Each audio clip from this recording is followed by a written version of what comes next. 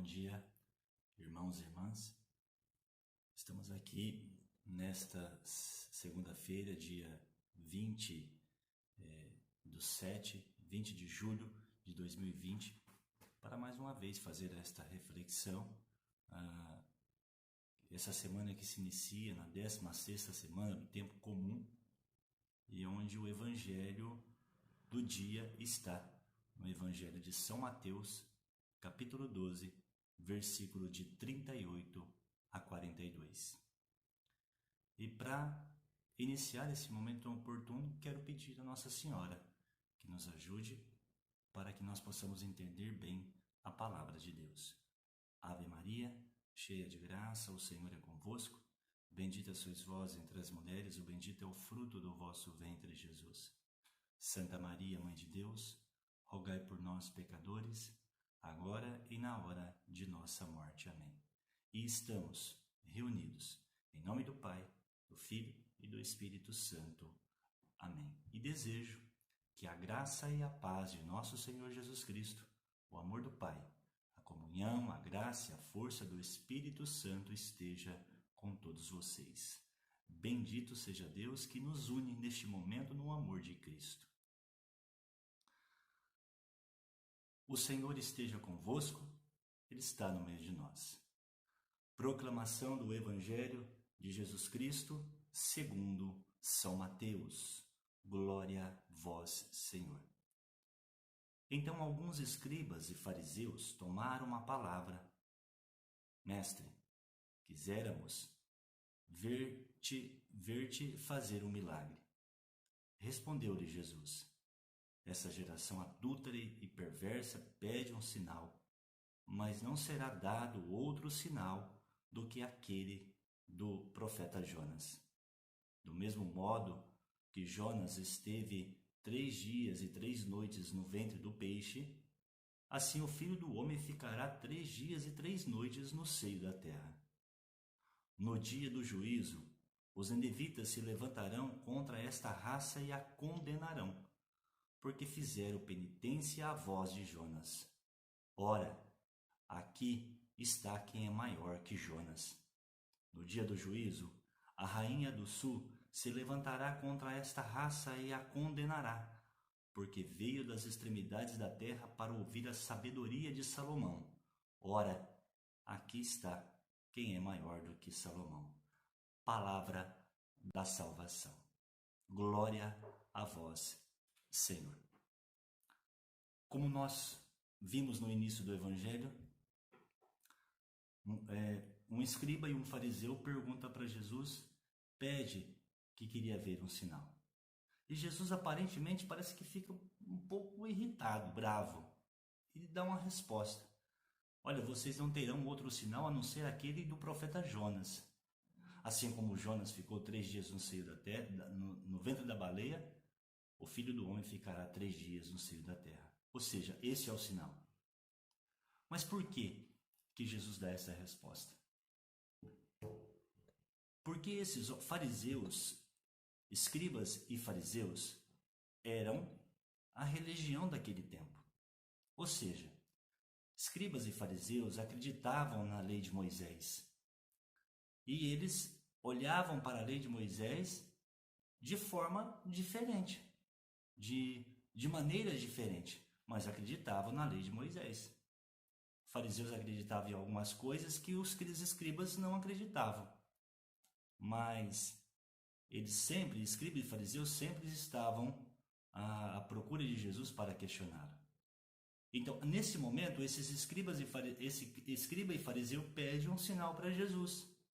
Ou seja, o porquê que Jesus aparentemente se irrita com esse pedido desse fariseu e desse escriba? Porque eles estavam pedindo um sinal para que a palavra de Jesus fosse comprovada. Ou seja, o sinal iria comprovar aquilo que Jesus estava dizendo. E a palavra de Deus não precisa ser questionada por ninguém. A palavra de Deus não precisa ser aprovada por ninguém. A palavra de Deus não precisa de sinais para mostrar que ela é verdade. É isso que Jesus se irrita naquele momento e dá a resposta que ele dá. E por que Jesus usa Jonas e a rainha do sul, ou seja, ou pode ser chamada também de rainha de Sabá? Porque Jonas era um homem comum, enviado por Deus como um profeta para a cidade de Nínive, que estava corrompida de pecados e onde Deus queria que aquele povo se convertesse, senão a desgraça ia cair sobre a vida daquele povo. Então Deus envia Jonas para lá para poder pregar a palavra de Deus. Jonas, com medo, ele se coloca dentro de uma embarcação e vai para outro lado, para outro rumo, que não era de Nínive. Então, e todo um acontecimento ali que não dá para explicar neste momento, Jonas volta para Nínive para pregar a palavra de Deus.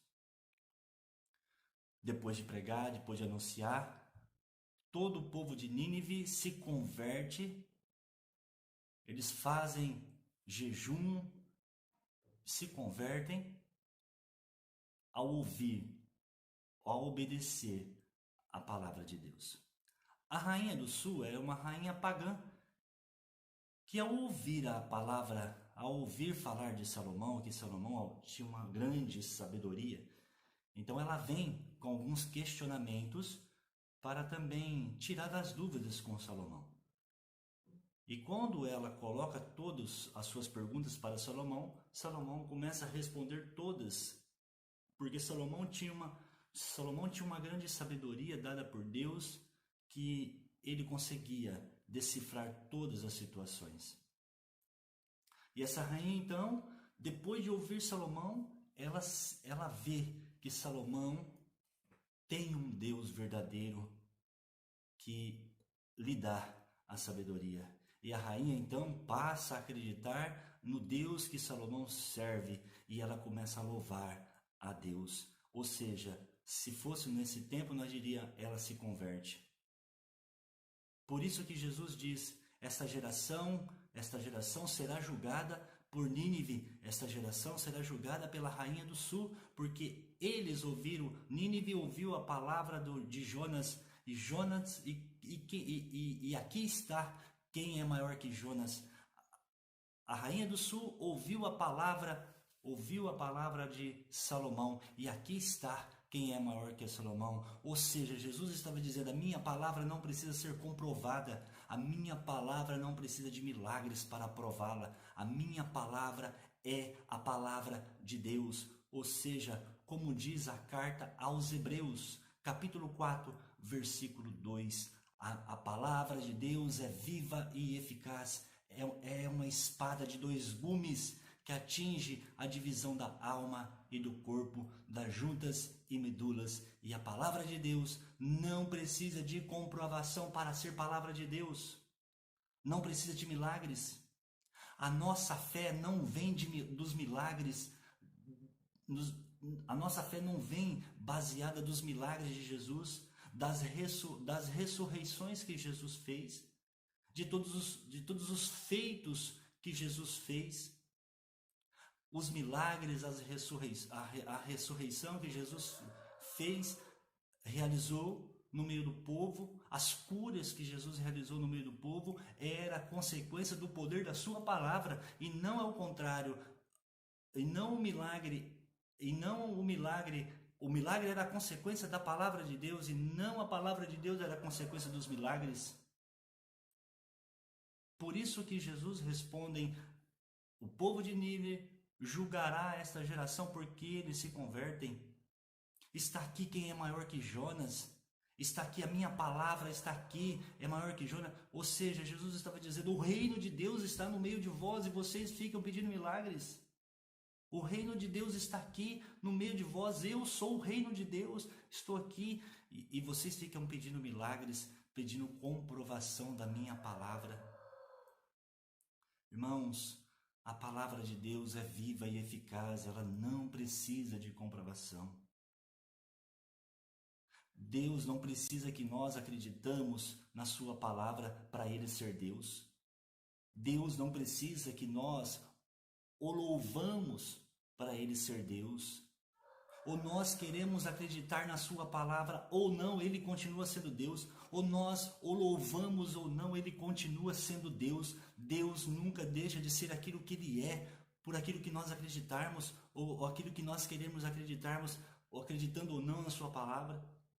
Deus continua sendo Deus, um Deus de amor, um Deus de misericórdia, mas um Deus também justo que nos julgará. E aí o sinal que Jesus diz que ia dar a eles ia ser aquele que o profeta Jonas também viveu, 3 dias no seio de um peixe. Agora Jesus também passará 3 dias no seio da terra. Então a nossa fé, ela é baseada a partir da crucificação, morte e ressurreição de Jesus. A nossa fé não é baseada nos milagres de Jesus, da ressurreição que Jesus fez, dos feitos, das curas que Jesus realizou. A nossa fé é baseada a partir da crucificação, morte e principalmente a ressurreição de nosso Senhor. Confiemos, irmãos, na palavra de Deus. Acreditemos na palavra de Deus, porque a palavra de Deus é viva e eficaz. A palavra de Deus é fiel em nossas vidas. Louvado seja nosso Senhor Jesus Cristo, para sempre seja louvado. Que você tenha um bom dia, uma boa semana. Deus abençoe você, Deus abençoe a sua família.